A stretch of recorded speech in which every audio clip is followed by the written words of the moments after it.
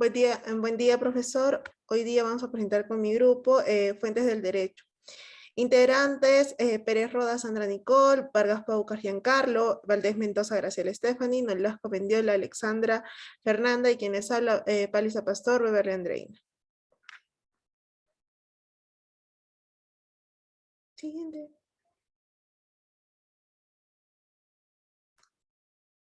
Introducción. Mediante este trabajo estudiaremos las diversas fuentes del derecho, partiendo desde su origen, clasificación, sus principales características, los distintos aportes de cada una para la formación y aplicación del derecho, asimismo como la relevancia que tienen los mismos en el desenvolvimiento de la sociedad.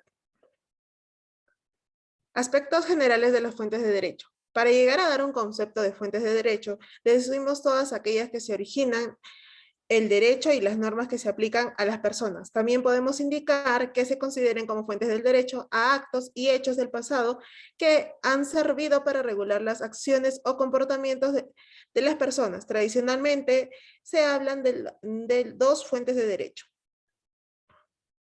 Una de ellas de las fuentes, que se conoce como fuentes del derecho a los actos, eventos y tradiciones pasadas que sirven para la creación, modificación o extinción de las normas jurídicas. Esto quiere decir de las leyes. Esto incluye a menudo los órganos mismos de los cuales emanan dichas leyes, así como a los participantes históricos en la participación de la constitución del derecho como disciplina humana. Fuentes formales. Se llaman fuentes formales del derecho a los textos, documentos en los que se recopilan las leyes o conceptos relacionados con estos, como ejemplos la legislación y la doctrina. También son consideradas las costumbres y la jurisprudencia, que consisten en los procesos de creación de las leyes, sus modos de empleo, alcances y funciones. Las fuentes formales de derecho son legislación, costumbres, jurisprudencia y doctrina. La legislación, pues en esto se dan a través de los órganos del Estado o poderes públicos, donde se crean y promulgan un conjunto de normativa jurídica y organizan de manera jerárquica. Como por ejemplo en la constitución de un país, los reglamentos y las ordenanzas. Esta fuente también se le conoce como fuente directa o fuente acto, ya que refiere a las órdenes jurídicas que contienen a la ley en sí misma y son de carácter primario. Costumbres. Esta fuente formal es la más antigua, tiene carácter cultural y conlleva una serie de conductas que son jerárquicamente obligatorias y que también en algunas oportunidades se aplican de manera generalizada en una comunidad. Por ejemplo, no poner en riesgo ni atentar contra la vida de otras personas. También se le conoce como fuente hecho. Jurisprudencia. Pues este trata de la interpretación de leyes que realiza el juez en casos donde las leyes primarias no resuelven de manera clara los asuntos discutidos y presentan dificultad en la integración e interpretación de estas, establecida por el Tribunal Supremo. A esta se le conoce como fuente indirecta porque por sí misma no se crean derecho, pero sí al interpretar y explicar una ley. La doctrina son las interpretaciones u opiniones que hacen los juristas sobre las leyes para aclarar de manera teórica las interpretaciones de ciertas normas y sus aplicaciones. Igualmente se considera como fuente indirecta. Sistemas jurídicos comparados. El derecho comparado es una disciplina que confronta las semejanzas y las diferencias de los diversos sistemas jurídicos vigentes en el mundo con el propósito de comprender y mejorar el sistema jurídico de un determinado país. Los poderes y funciones del Estado. Pues existen tres poderes: el poder ejecutivo, poder legislativo y el poder judicial. El poder ejecutivo está constituido por el presidente, que es el que desarrolla las funciones del jefe de Estado, formula y ejecuta políticas generales. Es quien personifica a la nación y al mismo tiempo es el jefe supremo de las Fuerzas Armadas y Policiales del país. Pues este funcionario de mayor jerarquía nacional es elegido por voluntad popular. El Ejecutivo está formado por los ministros. El primer ministro es elegido por el presidente de la República, pues él es la cabeza del gabinete y en nuestro país existen 18 ministerios. el poder legislativo, pues es la rama del Estado que se encarga de hacer las leyes y que ejerce el control político sobre el Ejecutivo. Es la representación general de la democracia, ya que en él está expresada la voz de los ciudadanos. El primer poder del Estado está representado en el Congreso de la República. Este es unamenical y tiene 130 legisladores. Cada uno es electo por departamentos, de acuerdo a la población electoral, y cada provincia tiene un número de curules. La función del Congreso pues dura 5 años y tiene la potestad de reelegirse. Y por último tenemos al Poder Judicial, que es el encargado de ejercer y administrar la justicia en la sociedad. Es la facultad que tiene el Estado para hacer cumplir las leyes. De este modo se resuelven litigios, protegen los derechos de los ciudadanos y se hace cumplir las obligaciones y responsabilidades innatas a cada parte de la sociedad. Está encabezado por la Corte Suprema, que tiene competencia en todo territorio, además que tiene un orden jerárquico. Buenos días, profesor. Continuando con la exposición, mi saludo a Stephanie Valdés. En este caso voy a hablar acerca de los tratados, decreto supremo y resolución suprema. Hablando de los tratados, son acuerdos escritos entre Estado y Estado. Por ejemplo, en el Perú existen tratados de libre comercio como con países Estados Unidos, Canadá, China, Singapur, Tailandia, entre otros. Y esto consiste básicamente en que entre los países que hayan firmado un tratado de libre comercio, la comercialización tanto de exportación como de importación, los países se vean beneficiados en el pago de arancel. Puede ser una reducción total, parcial o neutral del pago de arancel entre estos países. Por ejemplo, también hay otro tratado en el tema de la raza y los prejuicios raciales. Eso se llevó a cabo en 2018 por la UNESCO en París. Continuando con el decreto supremo, el decreto supremo es una norma de mayor jerarquía y lo dicta generalmente el presidente. Este tiene que llevar la firma del presidente, si no se verá nulo. Y, por ejemplo, hemos visto ahora por la pandemia que los decretos supremos de emergencia han sido efectivos para poder contrarrestar la pandemia que se vio a cabo por la COVID-19. Todos los días o todas las semanas salían decretos supremos. Estos decretos tenían que llevarse a cabo con la firma del presidente y el ministro del rubro y del año en curso. Por ejemplo, podía ser ministro de Salud, podía ser ministro de Economía, o bueno, los que estén implicados en el decreto supremo. Con respecto a la resolución suprema, es una norma dada por uno o más ministros. También tiene que tener la aprobación del presidente. Contiene la firma de uno o más ministros y la rúbrica del presidente, pero no necesariamente tiene que ser solo un ministro. Va a depender de la cantidad de bancadas y ministros que estén implicados en la resolución suprema. Por ejemplo, el 26 de agosto de este año designa un viceministro de Economía.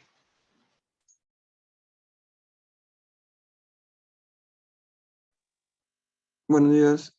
Continuando con el tema, hablaremos sobre lo que son las resoluciones ministeriales. Se dicen que son medidas decretadas por un ministerio de un gobierno, lo cual se trata de una normativa, de una regla, un ministerio de acuerdo a las facultades que le otorga la Constitución. El procedimiento de la recreación de una resolución ministerial incluye su adecuada redacción en un documento que debe incluir el lugar geográfico en el cual se concibe, las fechas y las firmas y los sellos correspondientes a las personas que lo elaboran y los organismos que lo respaldan. Siguiente diapositiva, por favor.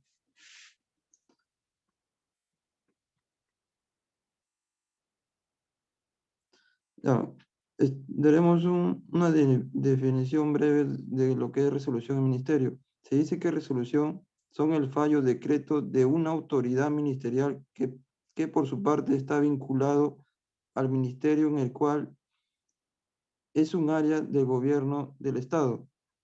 Ministerio se define como una de las diversas partes funcionales de las cuales es posible dividir el gobierno de un país.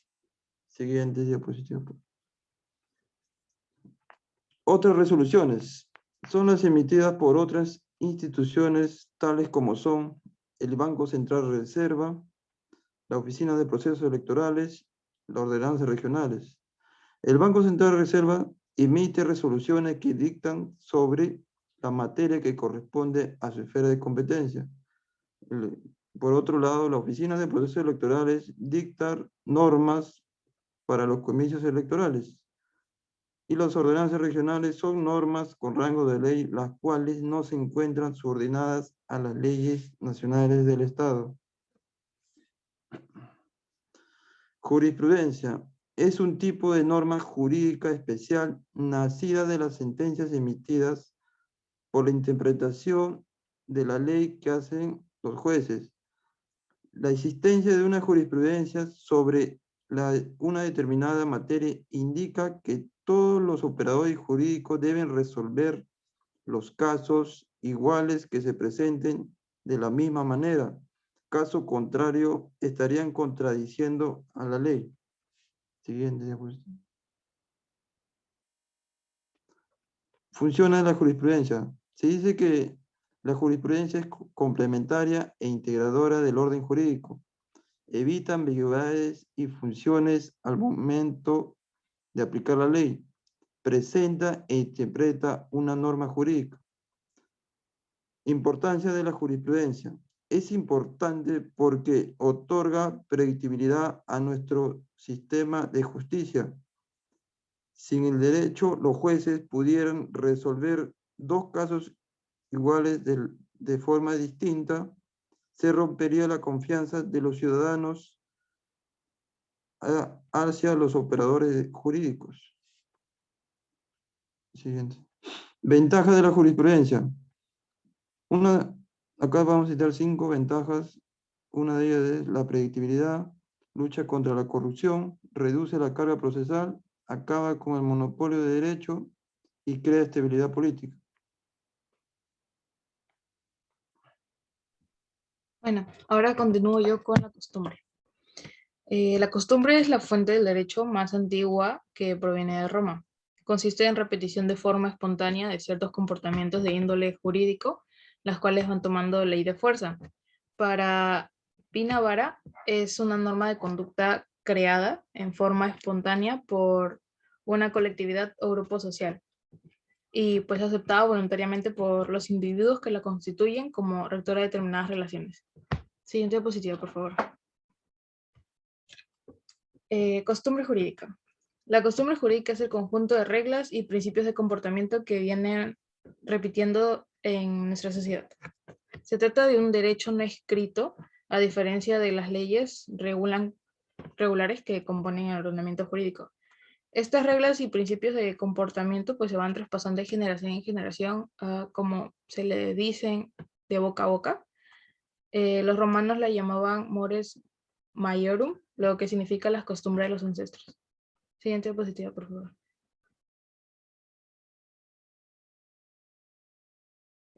Tipos de costumbre jurídica. Está la secum legem, también conocida como costumbre interpretativa. Es la ley que le otorga su vigencia, la que le faculta para regular un asunto específico. La praetor legem, la costumbre que establece cuál es la regla aplicable a situaciones que bien no tienen legislación por parte de jurista o en el caso de las lagunas legales. Y por último, contra legem, la costumbre que contradice lo que lo que se establece en la norma legal. Siguiente diapositiva, por favor. Los requisitos de la costumbre jurídica. La costumbre es una colección de requisitos que deben ser cumplidos por una costumbre determinada para que sea considerada como tal. Como los requisitos se desarrollan en lugares y épocas distintos, esto ocasiona que pues, se discriminen entre ellos y se tome una aproximación propia que depende de peculiares coordenadas de tiempo y espacio. Siguiente, por favor. El respaldo de la fuerza popular. Esto no es uno de los requisitos, sino es una consecuencia de los 3 mencionados anteriormente. El respaldo total reforzará el uso generalizado de la OP iuris y que una eventual falta de respaldo pues las disminuye. Siguiente, por favor. Costumbre fuente y costumbre norma. La costumbre fuente del derecho es un procedimiento de creación de normas jurídicas y se caracteriza por provenir de la regulación de conductas por el pueblo mismo o por parte de él, con los requisitos señalados anteriormente. La costumbre como norma jurídica o norma consuetudinaria es el contenido normativo que emerge a partir del procedimiento de creación de normas.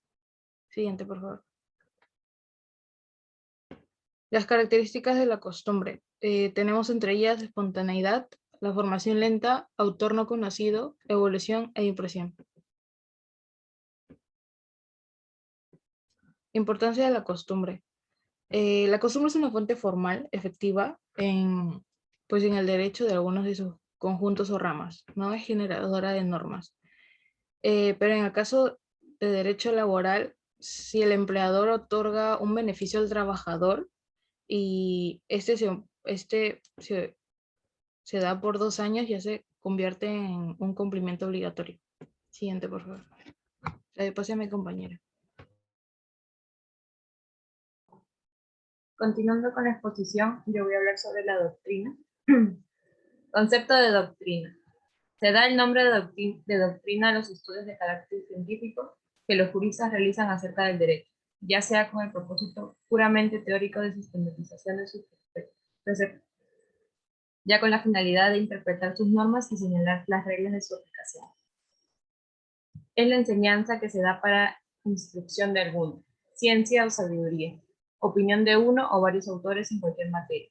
La doctrina estudia los manantiales de donde brota el derecho, investiga el papel histórico y las relaciones existentes entre las diversas fuentes, esclarece el significado de las normas y elabora, para entender en toda su extensión, el significado de los modelos jurídicos.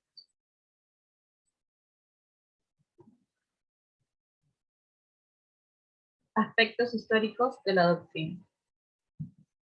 Cuando se menciona la importancia que ha llegado a tener la doctrina, es muy conveniente hacer referencia a la gran jerarquía que se le concedió durante la época romana.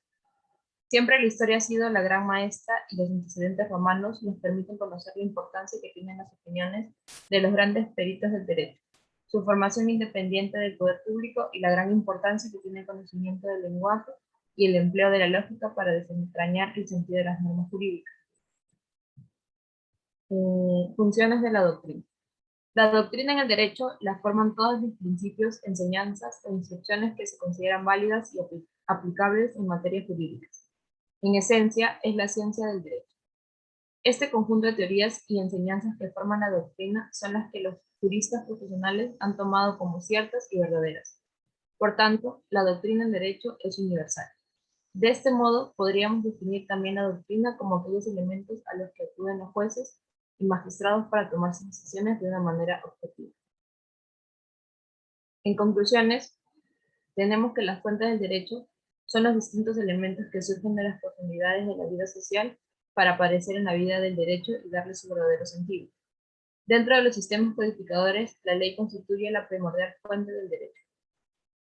También nos dice que el derecho no se queda en la ley, la costumbre, la jurisprudencia, al ser un objeto de estudio y al aplicarla sobre él nuestras facultades mentales. Nace la doctrina científica como una necesidad del espíritu humano que no es capaz de ver una realidad sin pretender hacer de ella un sistema científico. Gracias.